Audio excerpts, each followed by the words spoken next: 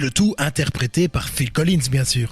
Sur une instrumentation mêlant des éléments pop-rock à des sonorités plus traditionnelles, Phil Collins interprète la chanson avec une énergie communicative capturant à la fois l'humour et l'émotion du moment. Sa voix transmet le changement progressif de Kinaï qui passe de l'irritation à l'affection. Avec sa voix chaleureuse et expressive, il transmet un sentiment d'espoir et de transformation, liant ainsi les personnages et la nature. Et c'est en ce sens que la chanson reflète, de manière subtile, le voyage émotionnel de Kinaï.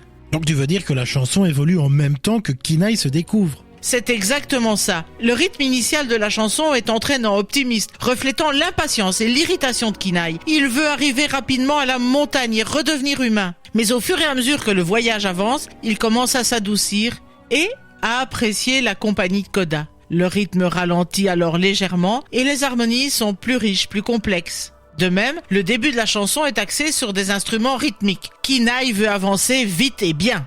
Mais l'ajout de cordes ou de flûte montre son ouverture émotionnelle et sa connexion avec la nature. La fin tout en douceur reflète la transformation de Kinaï et sa décision de rester un ours pour être avec Koda. Alors on sait que sur Tarzan, Phil Collins avait chanté les chansons dans plusieurs langues. Est-ce que c'est toujours le cas ici? Oui, il l'interprète en chemin en anglais et en français, mais aussi en italien, en espagnol et en allemand. C'est donc très largement que l'on apprécie la voix du chanteur à travers le monde. Une célébrité qui renforce l'universalité de cette chanson, vertu initiatique.